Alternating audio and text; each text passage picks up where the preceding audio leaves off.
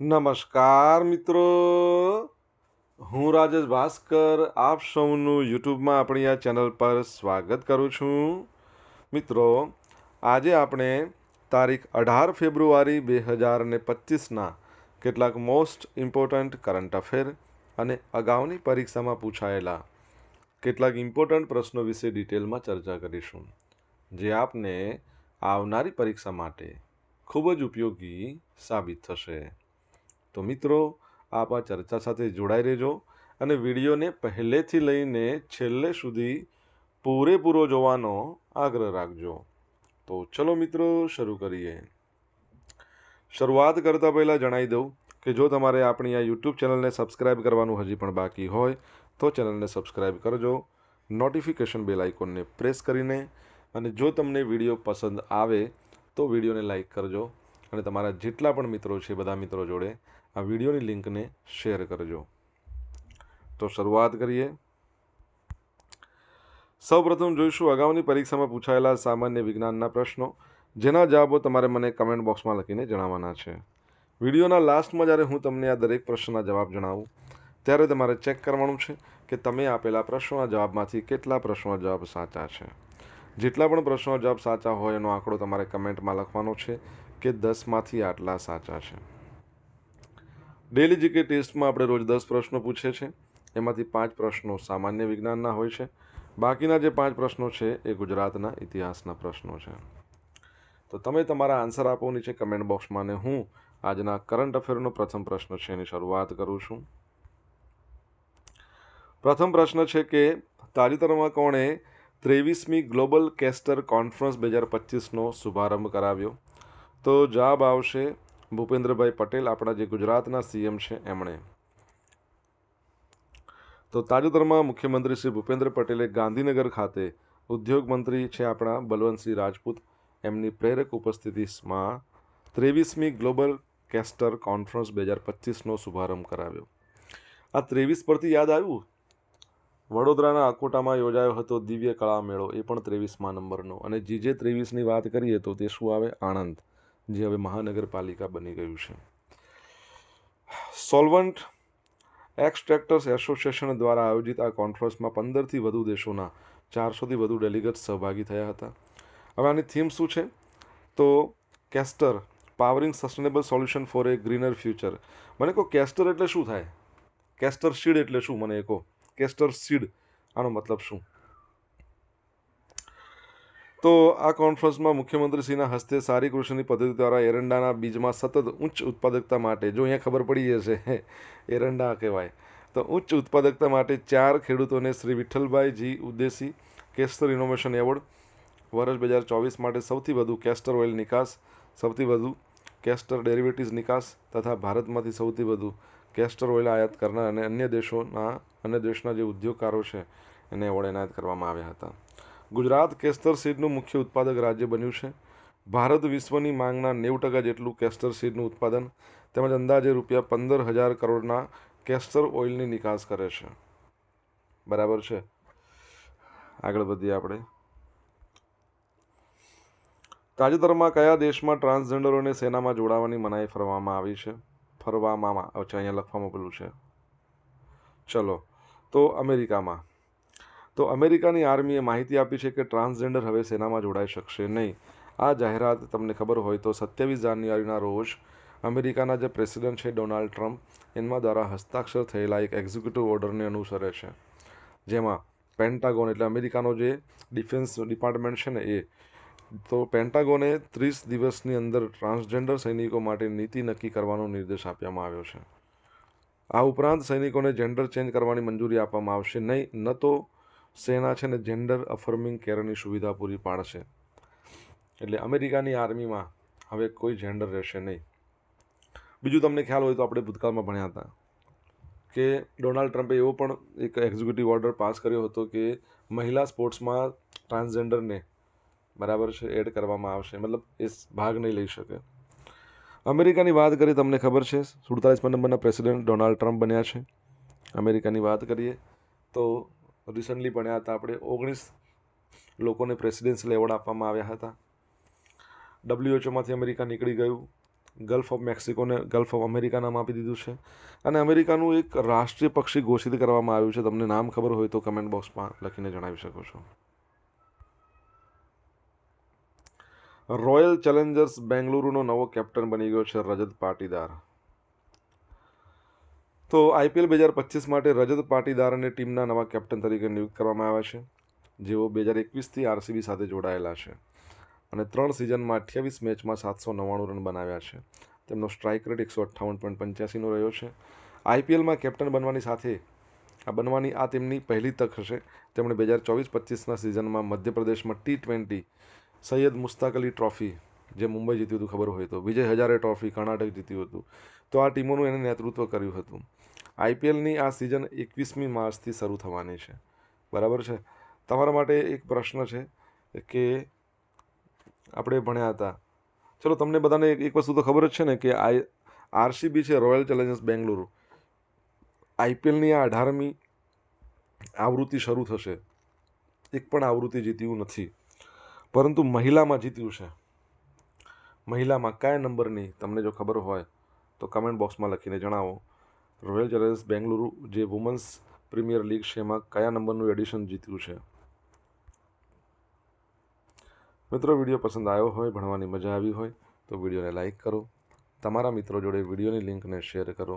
આપણી બંને YouTube channel Rajesh Bhaskar 2ને સબસ્ક્રાઈબ કરો, નોટિફિકેશન બેલ આઇકોનને પ્રેસ કરીને. જો તમારે ડેલી કરંટ અફેરની PDF જોઈતી હોય તો આપણી ટેલિગ્રામ ચેનલને જોઈન કરી લો.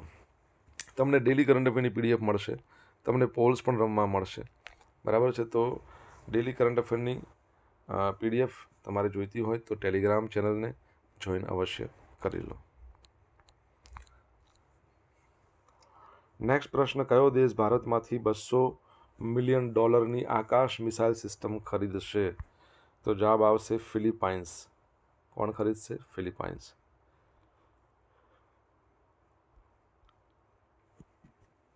મિત્રો, તમને ખબર હશે કે ભારતનો સૌથી મોટો હથિયારોનો આયાતકાર દેશ છે ને અમેરિકા છે, પણ એ હથિયારોના પાર્ટ્સ ખરીદે છે. આખા હથિયારો ખરીદવાવાળો દેશ આર્મેનિયા છે, પરંતુ લાગે છે કે ફિલિપાઇન્સ એનો રેકોર્ડ તોડશે. તો ભારત તેના સંરક્ષણ નિકાસમાં પ્રગતિ કરી રહ્યું છે. ફિલિપાઇન્સને તેની આકાશ મિસાઇલ સિસ્ટમ સપ્લાય કરવા માટે $200 મિલિયન સંભવિત સોદો ટેબલ પર છે. આ સોદો જે ચાલુ નાણાકીય વર્ષમાં અંતિમ સ્વરૂપ આપવાની અપેક્ષા છે. ફિલિપાઇન્સ સાથેનો આ સોદો 2024માં $230 મિલિયન મૂલ્યના આર્મેનિયા સાથેના ભારતના અગાઉના સંરક્ષણ નિકાસ કરારને વટાવી જવાની અપેક્ષા છે. આકાશ મિસાઇલ સિસ્ટમ એક બહુમુખી મધ્યમ અંતરની સપાટીથી હવામાં મિસાઇલ છે, જે વિમાન, ક્રૂઝ મિસાઇલ, હવાથી સપાટી પર મિસાઇલ સહિતની વિવિધ પ્રકારના જોખમોને લક્ષ્ય બનાવી શકે છે. આની રેન્જ 25 કિલોમીટર સુધીની છે. તે પ્રોક્સિમિટી ફ્યુઝ સાથે 60 કિલોગ્રામ ઉચ્ચ વિસ્ફોટક વોરહેડથી સજ્જ છે. આકાશ સિસ્ટમ 2009થી ભારતીય સેના અને વાયુસેના સાથે કાર્યરત છે અને તેણે વાસ્તવિક દુનિયાના કાર્યક્રમોમાં તેની વિશ્વસનીયતા અને અસરકારિતા સાબિત કરી છે. અદ્યતન ટેકનોલોજી અને ગતિશીલતાનું આ સંયોજન તેને હવાઈ સંરક્ષણ ક્ષમતાઓને મજબૂત બનાવવા માંગતા દેશો માટે એક આકર્ષક વિકલ્પ બનાવે છે. ઓકે, ફિલિપાઇન્સની વાત કરીએ. કેપિટલ મનીલા છે, કરન્સી ફિલિપાઇન્સ પેસો.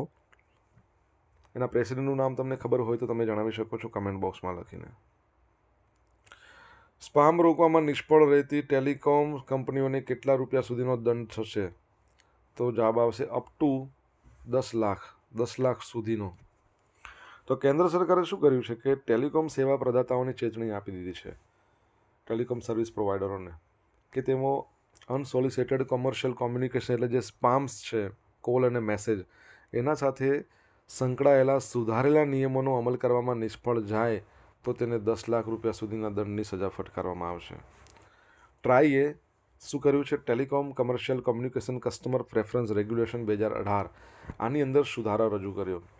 ટ્રાઈએ જણાવ્યું હતું કે UCC ગણતરીની ખોટી રિપોર્ટિંગના કિસ્સામાં એક્સેસ પ્રોવાઈડરને પ્રથમ ઉલ્લંઘનના કેસમાં 2 લાખ, બીજા ઉલ્લંઘનમાં 5 લાખ, એના પછીના ઉલ્લંઘનમાં 10 લાખ રૂપિયા સુધી નાણાકીય ડિસઇન્સેન્ટિવ ચૂકવવો પડશે, દંડ ચૂકવવો પડશે. સુધારાનો ઉદ્દેશ એ સુનિશ્ચિત કરવાનો છે કે કાયદેસર વ્યાપારી સંદેશા વ્યવહાર રજિસ્ટર સંસ્થાઓ દ્વારા થાય છે, જે સબસ્ક્રાઇબર્સની પસંદગી અને સંમતિના આધારે હોય છે. ગ્રાહકો હવે બિન નોંધાયેલ મોકલનારાઓ તરફથી મોકલવામાં આવતા સ્પામ્સ, કોલ્સ અને સંદેશાઓ સામે ફરિયાદ કરી શકશે. વ્યાપારી સંદેશાઓને અવરોધિત કરવા અને પ્રાપ્ત કરવા માટે તેમની પસંદગીઓને દાખલ કરવાની જરૂર રહેશે નહીં.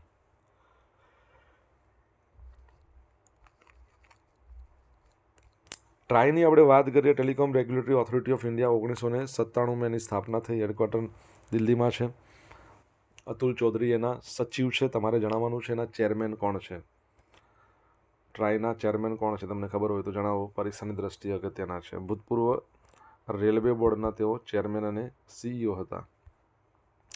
ભારત અને જાપાન વચ્ચે સંયુક્ત લશ્કરી અભ્યાસ ધર્મ ગાર્ડિયન, બરાબર છે.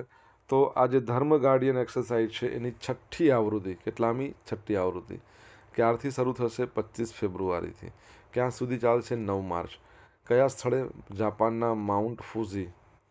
તો 6ઠ્ઠી આવૃત્તિ ભારત અને જાપાન વચ્ચેની એક્સરસાઇઝ ધર્મ ગાર્ડિયન, બરાબર છે. 25 ફેબ્રુઆરીથી 9 માર્ચ દરમિયાન ચાલશે માઉન્ટ ફુજી ખાતે.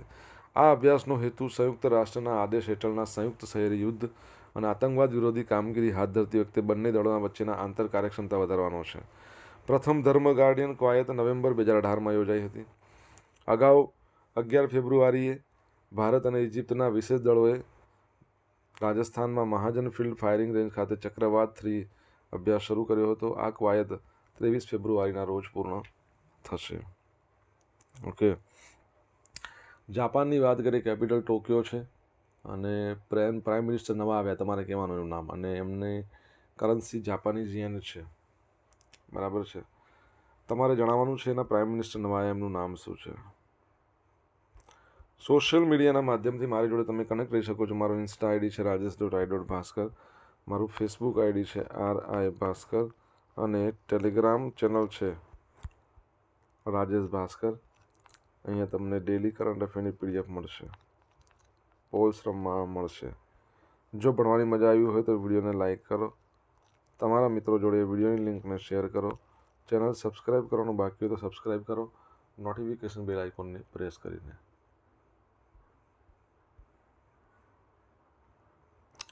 તાજેતરમાં કયા શહેરમાં સાઉલ સ્કૂલ ઓફ અલ્ટિમેટ લીડરશિપનું કેમ્પસ બનાવવામાં આવશે? તો જવાબ આવશે ગાંધીનગરમાં. તો યુવા અને ઉત્સાહી નેતૃત્વ ધરાવતું માનવ સંસાધન ઊભું કરવાનો નવતર અભિગમ soul school of ultimatum leadership દ્વારા અપનાવવામાં આવ્યો છે. મુખ્યમંત્રી ભૂપેન્દ્ર પટેલે સાઉલના અભિગમને વાસ્તવિક સ્વરૂપ આપતા અદ્યતન કેમ્પસનું ભૂમિપૂજન સાઉલના બોર્ડ ઓફ ડિરેક્ટરના ચેરમેન છે શ્રી સુધીર મહેતા, સાઉલના બોર્ડ મેમ્બર્સ, ભારત સરકારના પૂર્વ નાણાં સચિવ, સાઉલ એક્ઝિક્યુટિવ કમિટીના ચેરમેન શ્રી ડૉક્ટર હસમુખ અઢિયા તેમજ આમંત્રિતો અને વરિષ્ઠ સચિવોની ઉપસ્થિતિમાં કર્યું હતું. સાઉલનું આ કેમ્પસ ગાંધીનગરમાં ગિફ્ટ સિટી રોડ પર ગુજરાત બાયોટેકનોલોજી યુનિવર્સિટીના નજીક 22 એકર વિસ્તારમાં અંદાજે 150 કરોડના ખર્ચે આગામી 2 વર્ષમાં નિર્માણ થશે. વડાપ્રધાન શ્રી નરેન્દ્ર મોદીએ કોઈપણ રાજકીય બેકગ્રાઉન્ડ ધરાવતા ન હોય એવા 1 લાખથી વધુ યુવાનોને રાજનીતિમાં જોડાવા માટે આહવાન કર્યું છે. કેટલા? 1 લાખ જેટલા. વડાપ્રધાન નરેન્દ્ર મોદી આગામી 21મી ફેબ્રુઆરી, તમને ખબર છે ને 21 ફેબ્રુઆરી કયો દિવસ આવે? આંતરરાષ્ટ્રીય માતૃભાષા દિવસ. તો 21 ફેબ્રુઆરીએ નવી દિલ્હીમાં સાઉલનો ઔપચારિક પ્રારંભ કરાવશે. પ્રારંભિક તબક્કે સાઉલ દ્વારા જાહેર વ્યવસાયિકો માટે અનુરૂપ કાર્યક્રમ ઓફર કરવામાં આવશે. ગાંધીનગરમાં સાઉલના કેમ્પસનું બાંધકામ પૂરું થયા પછી માર્ચ 2027થી અહીં ઔપચારિક કાર્યક્રમ શરૂ કરવામાં આવશે, જેમાં 1 થી 3 મહિનાના મધ્યમ ગાળામાં, 9 થી 12 મહિનાના લાંબા ગાળાના અભ્યાસક્રમો રહેશે. લોકોના હિતને પ્રાધાન્ય આપતા સક્ષમ નેતૃત્વના વિકાસની તકો સાથે જાહેર ક્ષેત્ર, આરોગ્ય, શિક્ષણ, ગ્રામીણ વિકાસ, સ્વચ્છતા આવા ક્ષેત્રોમાં યોગદાન આપવાનું લક્ષ્ય રાખતા યુવા ઉમેદવારો અને યુવાનોને લીડરશિપ તાલીમ માટે સાઉલ યોગ્ય પ્લેટફોર્મ પૂરું પાડશે. ઓકે, યાદ રાખજો. વન ડેમાં સૌથી ઝડપી 6000 રન કોણે બનાવ્યા છે? પાકિસ્તાનના બાબર આઝમે. તો બાબર આઝમ વન ડેમાં સૌથી ઝડપી 6000 રન બનાવનાર બેટ્સમેન બની ગયો છે. એને 123 ઇનિંગ્સમાં 6000 રન બનાવ્યા. દક્ષિણ આફ્રિકાના દિગ્ગજ છે બેટ્સમેન હાશિમ અમલા, એમણે પણ નંબર 1 પર, એમણે પણ 123 ઇનિંગ્સમાં બનાવ્યા છે. બંને સંયુક્ત રીતે ટોચ પર છે. ત્યારે વિરાટ કોહલી સેકન્ડ નંબર પર છે. તમને ખબર હોય તો આપણે 1-2 દિવસ પહેલાં જ ભણ્યા હતા કે સૌથી ફાસ્ટેસ્ટ 7000 રન બનાવવામાં સેકન્ડ નંબર પર આવ્યા છે. શું નામ છે એ ક્રિકેટરનું? તમને જો ખબર હોય તો તમે કમેન્ટ બોક્સમાં લખીને જણાવી શકો છો. હવે મિત્રો જોઈશું અગાઉની પરીક્ષામાં પૂછાયેલા સામાન્ય વિજ્ઞાનના પ્રશ્નો. પહેલો પ્રશ્ન, બાળકને 9 માસે નીચેના પૈકી કઈ રસી આપવામાં આવે છે? તો ઓરી. નખ શાના બનેલા હોય છે? કેરાટીન. દરેક વ્યક્તિની જરૂરિયાત શાના પર નિર્ભર છે? વ્યક્તિના વજન પર. શુદ્ધ પાણીના પીએચનું મૂલ્ય 7. વાયુમંડળના સૌથી નીચેના ભાગને શું કહેવાય છે? ટ્રોપોસ્ફિયર. હવે મિત્રો જોઈશું અગાઉની પરીક્ષામાં પૂછાયેલા ગુજરાતના ઇતિહાસના પ્રશ્નો. શ્રી મોહનલાલ પંડ્યા અને શંકરલાલ પરીખ કઈ ચળવળ સાથે સંકળાયેલા હતા? તો ખેડા સત્યાગ્રહ. અને ખેડા સત્યાગ્રહમાં તમને ખબર હોય તો મોહનલાલ પંડ્યાને ડુંગળી ચોરનું બિરુદ આપવામાં આવ્યું હતું ગાંધીજી દ્વારા. ઈસવીસન 1802માં સુરત આપીને બ્રિટિશ સામ્રાજ્યમાં જોડાવાની સંધિ કોણે કરી હતી? તો દામજી ગાયકવાડે. કયા મુગલ રાજવીએ ગુજરાતમાં મુગલ સામ્રાજ્યની સ્થાપના કરી?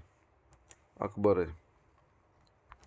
અંગ્રેજોએ ગુજરાતમાં સીધું શાસન કર્યું એવું રાજ્ય, બરાબર, ભરૂચ, બ્રોચ કહેતા એ લોકો.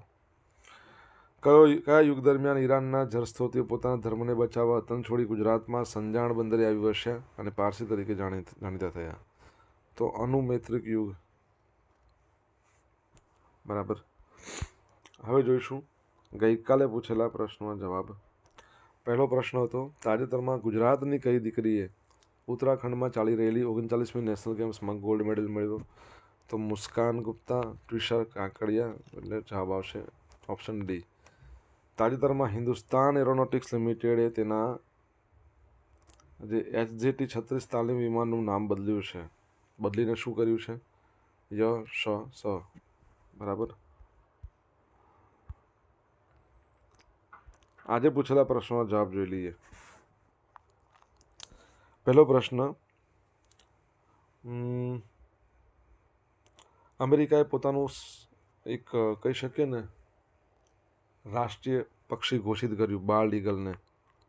આપણે આગળના પ્રશ્નમાં પેલું ભણ્યા હતા ને ગિફ્ટ સિટીમાંથી એક પ્રશ્ન પૂછવો હતો મારે, તમને પણ ભૂલાઈ ગયો. ગિફ્ટ સિટીના MD તપન રે, ગિફ્ટ સિટીના MD. ત્રીજો પ્રશ્ન, royal challengers Bengaluru women's premier લીગમાં ટાઇટલ જીત્યું છે કયા નંબરના સંસ્કરણમાં? સેકન્ડ, એટલે ગયા વર્ષે. ચોથો પ્રશ્ન, ફિલિપાઇન્સ છે એના પ્રેસિડેન્ટનું નામ શું છે? તો બોંગ માર્કોસ. પાંચમા નંબરનો પ્રશ્ન, તો ટ્રાઈના ચેરમેન કોણ છે? તો અનિલ કુમાર લાહોટી, બરાબર છે. અત્યારે હાલ જેઓ પોતે ભૂતકાળમાં રેલવે બોર્ડના ચેરમેન હતા, CEO પણ હતા. હાલમાં રેલવે બોર્ડના ચેરમેન છે સતીશ કુમાર, CEO પણ તેઓ છે. છઠ્ઠા નંબરનો પ્રશ્ન શું હતો? જાપાનના પ્રાઇમ મિનિસ્ટરનું નામ શું છે નવા બન્યા? શિગેરુ